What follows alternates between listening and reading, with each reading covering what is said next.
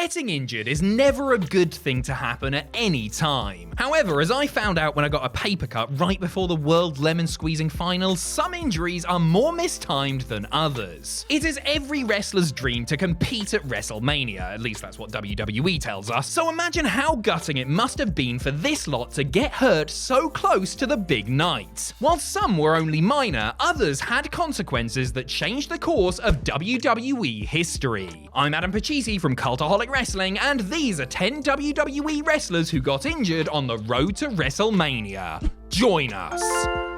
But first, it is time to celebrate because it's NordVPN's birthday! Woo!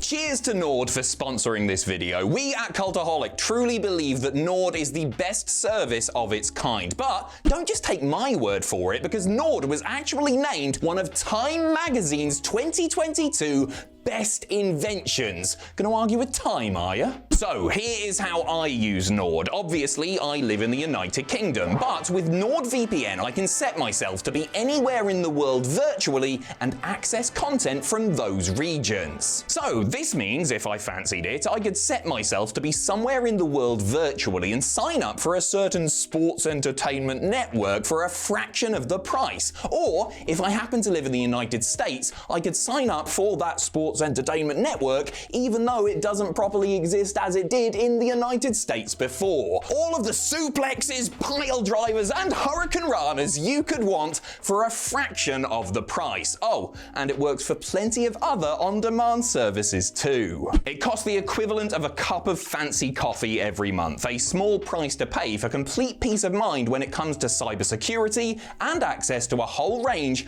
of very entertaining content. Oh, and there's even a 30-day money-back guarantee, so if Nord isn't for you, you can get your money back, no bother at all. So grab your exclusive NordVPN deal by going to nordvpn.com/cultaholic, link in the description below, to get a huge discount off your NordVPN plan and Nord's birthday bonus gift. It's completely risk-free with Nord's 30-day money-back guarantee. Happy birthday, NordVPN! This is the best day ever.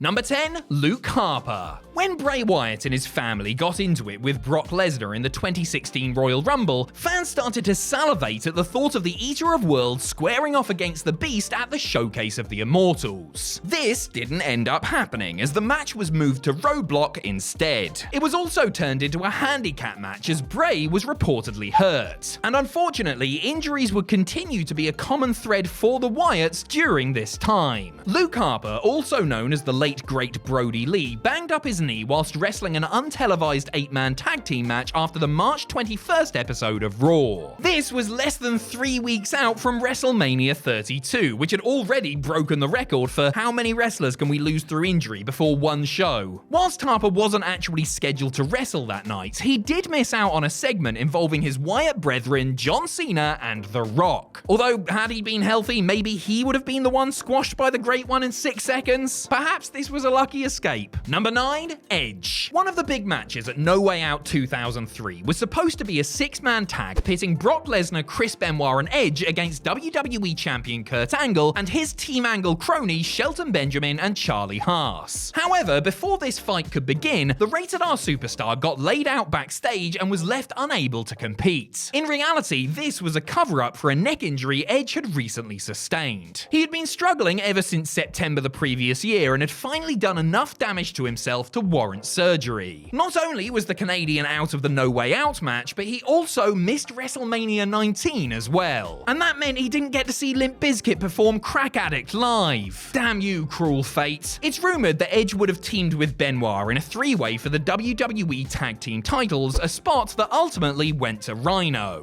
That match ended up being a banger, a true underrated WrestleMania gem. Check it out. Also, Lesnar and Benoit won the handicap match at No Way Out, so it turns out nobody needed Edge anyway. Number 8, Christian. We couldn't include Edge and leave out his brother now, could we? Grandma Edna would be so disappointed in us. The man currently known as Christian Cage was on a pretty good run in early 2014, having just competed inside the Elimination Chamber for the WWE World Heavyweight title. Unfortunately, the good vibes would not last long. On the March 24th edition of Raw, the CLB won a fatal 4-way match to determine the number 1 contender to the Intercontinental Championship, but the title match never happened due to a serious concussion he sustained during the bout. We can't say for sure when he got it, but perhaps it happened around the time Alberto Del Rio kicked him square in the head. Not only did Christian lose his IC title match, but he lost out on 6 years of his career. This was Captain Charisma's final WWE match until a minute-long unsanctioned battle against Randy Orton in 2020. It's unclear whether or not the title match would have happened at WrestleMania 30, but knowing WWE at the time, he would have probably just ended up in the Andre Battle Royal. Number 7, Rey Mysterio. After winning the World Heavyweight Championship at WrestleMania 22, Rey Mysterio missed out on the following year's show by suffering an injury to his knee. Never mind, Rey, I'm sure you'll get him next year, right? Nope. Mysterio was back in the hunt for the world title in the build-up to WrestleMania 24. He faced Edge for the gold at the Royal Rumble and No Way Out before an injury to his biceps took him out of action for 4 months. Mysterio actually got the injury before the match with Edge, but like a true hero, he powered through. Equally, you could spin it that he should have saved himself for a big Mania payday, but look, cut the man some slack, alright? According to The Big Show, the luchador was in line for a seriously huge match at the Show of Shows. Paul White claims that the original plans for the event would have seen Rey team up with Batista to take on himself and boxing legend Floyd Mayweather. As we now know, Show took on Mayweather in a pretty great singles match, but just imagine what might have been. Number 6, Big E. Despite ending 2021 strong as WWE Champion, Big E's luck ran out about 20 or so hours into the new year. He was part of the 5-way main event of Day 1, with his championship on the line against Seth Rollins, Kevin Owens, Bobby Lashley, and Brock Lesnar. The Beast walked away with the gold, but at least Big E didn't take the pin. Wait, hang on, he did take the pin, so why was it a multi-man match? Awful. The former Mr. Langston continued to suffer when a spot on the March 11th SmackDown went horribly wrong. He took an overhead belly-to-belly suplex from Ridge Holland, landing right on the top of his head and fracturing 2 vertebrae in his neck. At time of writing, he still hasn't come back to the ring. Big E missed out on the entire rest of the year, including the planned WrestleMania match between the New Day and the Brawling Brutes. Number 5, Batista. After turning on his Evolution leader Triple H, Batista won the World Heavyweight Championship at WrestleMania 21 to a huge ovation. This was the start of a mammoth title reign for the animal, the longest in the belt's history. He held the gold all the way up to January 2006 before he ran into Mark Henry and his arm fell off. During a house show match with the world's strongest man, Batista tore his right triceps and needed surgery. This completely derailed all plans the company had for the title, as their prize pig had just been slaughtered, metaphorically speaking, of course. Kurt Angle was parachuted in from Raw to snap up the blue brand's top prize, which eventually resulted in a triple threat at WrestleMania 22. You know, the one where Rey Mysterio won the title for Eddie. The nice one. As for Drax the Destroyer, he would be out until July, when he returned and went straight after the man who took him out. He also took on Henry in his autobiography, actually, calling him careless for injuring him. I mean, you would have to be Big Dave's size to write something like that about a man who eats pickup trucks for breakfast. Number 4, Neville. Hey, it's WrestleMania 32 again. I knew you would be back, like a bad smell. Before he was the bastard in AEW, Pac was little old Neville in WWE. After reigning as NXT champion for the better part of a year, the Geordie got called up to the main roster the night after WrestleMania 31. Around a year later, Nev suffered an injury that took his Mania debut away from him. Whilst Luke Harper's happened during a dark match, the man that gravity forgot got hurt on live TV.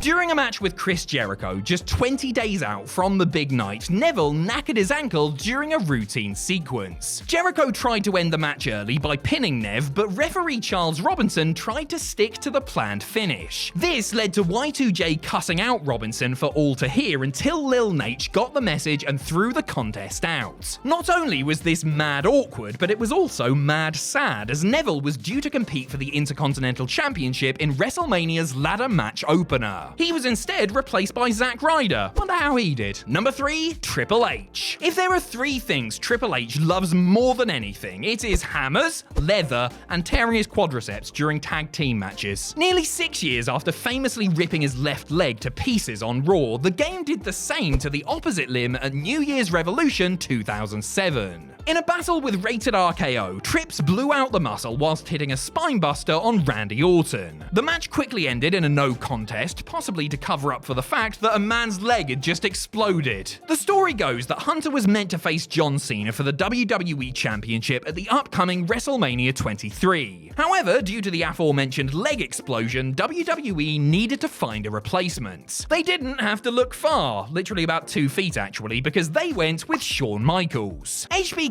and Big Match John had a cracker of a main event, with Michaels drawing out one of his opponent's best matches to date. Do we think that this was a far better outcome than having Triple H face Cena for the 2nd year in a row?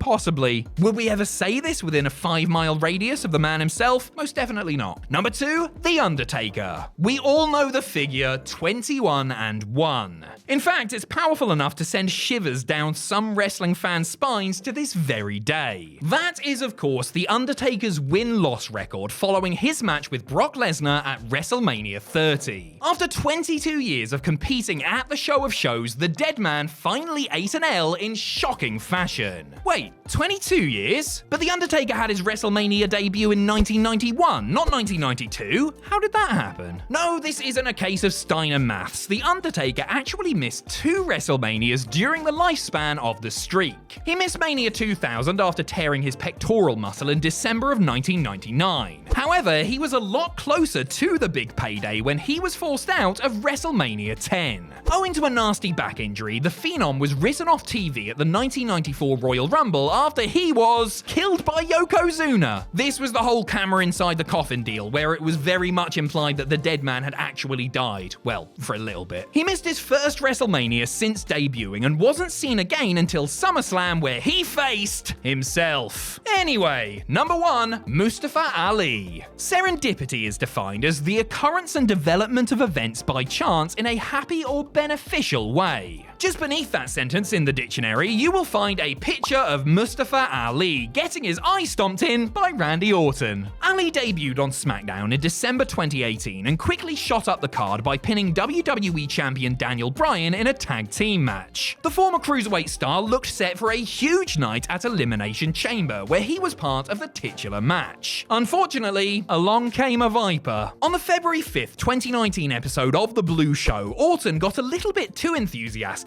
and injured Ali's eye. This took the up-and-comer out of the chamber match, in which he would be replaced by a certain pancake enthusiast. And this is where it all started for Kofi Kingston. He was given Ali's spot and managed to generate enough natural support that WWE had no choice but to make him world champion at WrestleMania 35. None of this would have happened without Ali's poorly timed injury. You gotta feel pretty sorry for the guy. Actually, he was the bloke behind Retribution, wasn't he? Sympathy revoked.